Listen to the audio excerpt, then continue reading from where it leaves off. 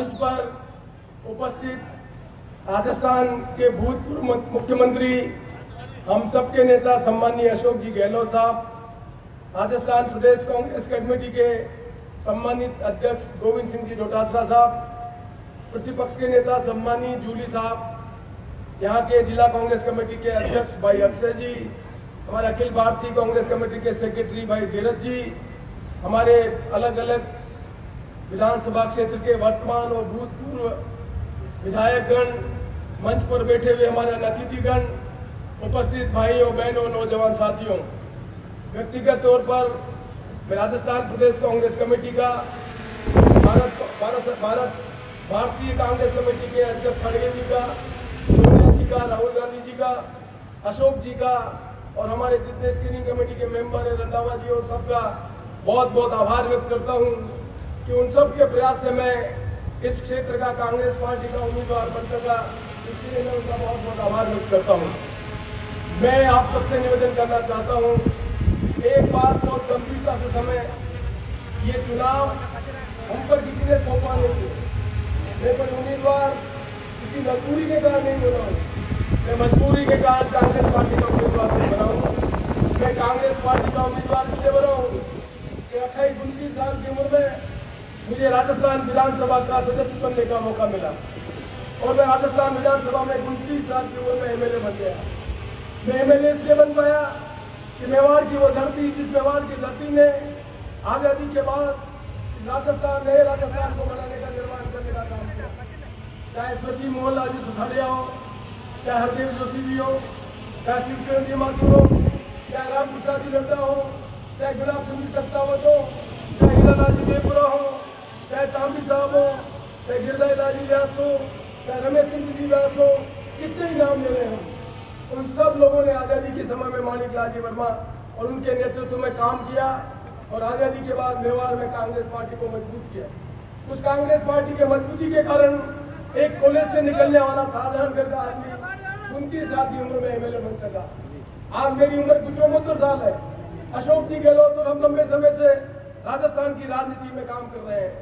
आज हमारा धर्म बनता है और हमारी जिम्मेदारी बनती है कि आने वाले समय में 21वीं सदी में जब इस देश का नया नेता राहुल गांधी एक नए भारत के निर्माण करने की कल्पना करना चाहता है, आज की जो राजनीतिक परिस्थितियां हैं उनको चुनौती के रूप में खड़ा करना चाहता है, तो हम सब का धर्म बनता है कि नौजवान पीढ़ी के लोग जिनको ये आजादी का इतिहास मालूम नहीं है, उनको ये बताएं उम्मीदवार के रूप में कि हम सब मिलकर कांग्रेस पार्टी को इतना मजबूत करना चाहते हैं कि आने वाले समय में मेवाड़ में से कोई भी पार्टी का उम्मीदवार खड़ा हो वो राजस्थान में विधानसभा में जीत के जाए, लोकसभा में जीत के जाए और देश के निर्माण में राहुल गांधी के साथ कंधे से कंधा मिलाकर अपना काम कर सके।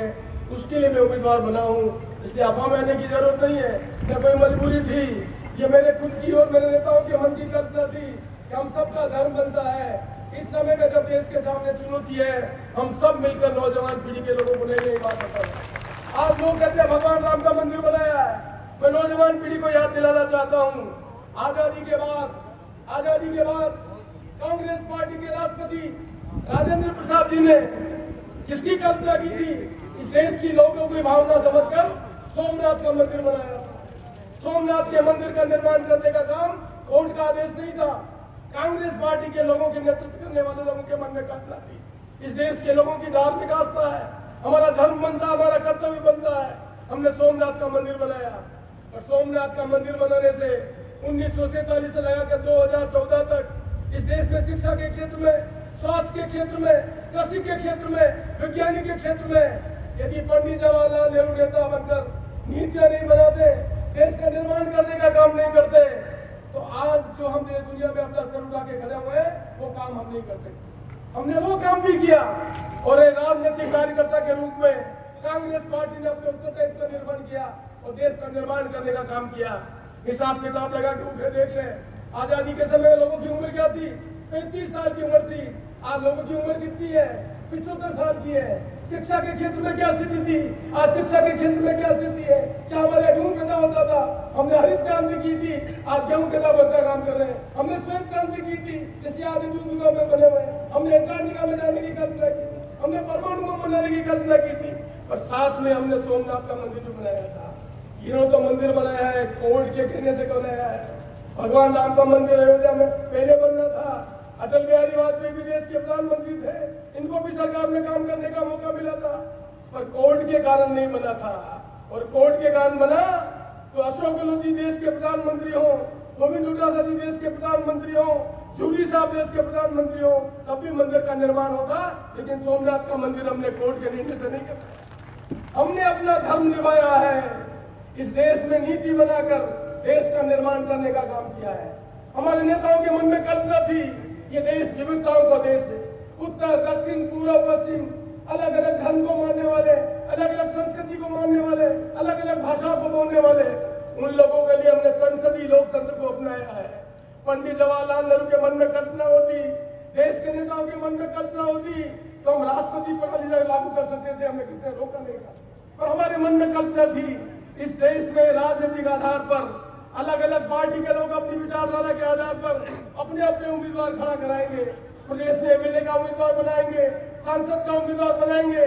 जिस पार्टी का बहुमत बनेगा उस पार्टी के प्रतिनिधि का मुख्यमंत्री बनेगा, जिस पार्टी का सब बहुमत बनेगा उसके सांसद प्रधानमंत्री बनेंगे। इस संसदीय लोकतंत्र को अपनाने के कारण इस देश में हमको एक रख सके। एक आज बंगलोर का एमपी बनता है, केरल का जो एमपी बनता है, नॉर्थ ईस्ट का जो एमपी बनता है, भीलवाड़ा का एमपी बनता है, सबकी समस्याएं अलग अलग होती है। और चुने हुए प्रतिनिधि का जिम्मेदारी बनती है अपने इलाके की समस्याओं का निराकरण करने का काम करे। उस नेता में संसद में उतना ताकत होनी चाहिए, अपने पार्टी के नेता को कह सके कि मेरे इलाके में तकलीफ है, उसको दूर करना पड़ेगा और व्यवस्था करनी पड़ेगी। और मुझे कहते हुए गर्व है, जब 2009 में मैं एक वोट से नाथद्वारा में हार गया था, तब अशोक जी गहलोत तो सबने मिलकर निर्णय किया था मुझे सांसद का चुनाव लड़ना पड़ेगा। मैं आया था, चुनाव लड़ा था भीलवाड़ा से, तब मुझे नहीं मालूम था कि मैं मंत्री बनूंगा, मैंने कभी सोचा भी नहीं था। पर मैंने कहा कि इस इलाके में मैंने देखा है, मेरे भी पारिवारिक रिश्ते भीलवाड़ा में है, मेरे भी ग्रैंडफादर की जमीन यहाँ पर है। मैंने यहाँ पर देखा कि भीलवाड़ा में ट्रेन से पानी आता है, मैंने यहाँ देखा है 3-4 किलोमीटर पर सिर पे पानी लेकर माता बहने आती है। तब मैंने कहा था कि मैं भीलवाड़ा का पानी का काम नहीं कर पाया तो मैं दोबारा वोट मांगने नहीं आऊंगा। पर भीलवाड़ा के लोगों के आशीर्वाद से, मेरे पार्टी के नेताओं के आशीर्वाद से मुझे न केवल सांसद आपने बनाया, पर पहली बार सांसद बनने के बाद 100 करोड़ के देश में एक सादा अंदर के आदमी को हमारे नेताओं ने मिलकर देश के अंदर मंत्री बनाने का काम किया। तो मैं मंत्री नहीं बनता तो पानी का काम नहीं कर सकता था, और पानी का काम करने के लिए योजना बनानी पड़ती है, वित्तीय स्वीकृति करनी पड़ती है। एक भीलवाड़ा जैसे जिले में पीने के पानी के लिए भारत सरकार के मनमोहन सिंह जी प्रधानमंत्री के साथ, अशोक जी गहलोत मुख्यमंत्री के साथ मिलकर 5,000 करोड़ रुपए की योजना स्वीकृत कर रही है।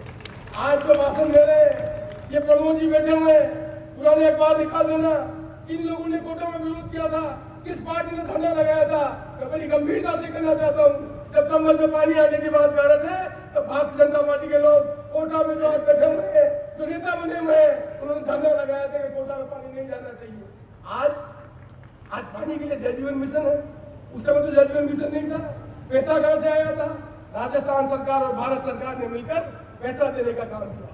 जनप्रतिनिधि राजनीतिक पार्टी का कार्यकर्ता होता है तब अपने पार्टी के प्रधानमंत्री के साथ बैठकर समस्याओं का निराकरण करने का काम कर सकता है।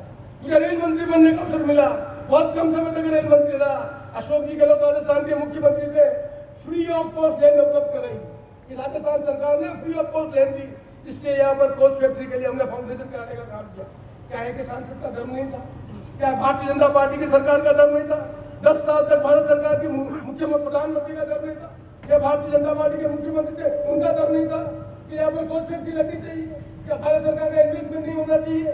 क्या कोच फैक्ट्री को लगाने का काम उन्होंने किया? उस काम को आगे बढ़ाने का काम किया? क्या इस बैंक में कल्पना नहीं कि सबसे ज्यादा आयरन का डिपोजिट कहीं पर है तो भीलवाड़ा के अंदर है। हमने कोशिश की, गुलाबपुर में हमने व्यवस्था की कि यहाँ पर स्टील का कारखाना लगना चाहिए। क्या 10 साल में काम हुआ? 10 साल में काम होने का धर्म नहीं बनता? ये काम नहीं हो सकता। संसदीय लोकतंत्र में भारतीय जनता पार्टी के उम्मीदवार के नाम पर वोट नहीं मांगे जाते हैं। यहाँ के उम्मीदवार कौन है? मोदी जी के आदमी को वोट दीजिए, भारतीय जनता पार्टी का नाम नहीं है। ये संसदीय लोकतंत्र नहीं है। संसदीय लोकतंत्र का मतलब है भारतीय जनता पार्टी की नीति के आधार पर वोट मांगे, नीति बना में वोट ले, समझ में आता है तब संसदीय लोकतंत्र मजबूत होता है। व्यक्ति अपना नॉमिनी यदि संसद के प्रतिनिधि के रूप में बनाएगा तो संसदीय लोकतंत्र कमजोर होगा, देश की समस्याओं का निराकरण नहीं होगा और देश में आगे आने वाले समय में जो संकट खड़ा होगा उस संकट की आप कल्पना नहीं कर सकते। क्या हमारे संविधान में हमने कल्पना नहीं की थी? विधायिका होगी, न्यायपालिका होगी, कार्यपालिका होगी, किस तरह से मौलिक अधिकार होंगे, अर्थ लोगों के क्या अधिकार होंगे, हमने कल्पना की थी कि संविधान के अंतर्गत कोई भी पार्टी सरकार में आएगी, संवैधानिक व्यवस्था के अंदर काम करेगी, कार्यपालिका अपने उत्तरदायित्व का निर्वहन करेगी, न्यायपालिका अपने उत्तरदायित्व का निर्वहन करेगी और जो एमएलए और एमपी अपने कर्तव्य का निर्वहन नहीं करेंगे तो उस कार्यपालिका पर अंकुश कौन लगाएगा? प्रधानमंत्री मनमानी करेगा तो उन पर अंकुश कौन लगाएगा? मुख्यमंत्री मनमानी करेगा तो उसको अंकुश कौन लगाएगा? चुना हुआ पार्टी का उम्मीदवार कोई अंकुश लगाने का काम कर सकता है, उनका नॉमिनी वो काम नहीं कर सकता है। इसलिए आज सबसे बड़ा खतरा है संसदीय लोकतंत्र को मजबूत करना। संसदीय लोकतंत्र कमजोर होता है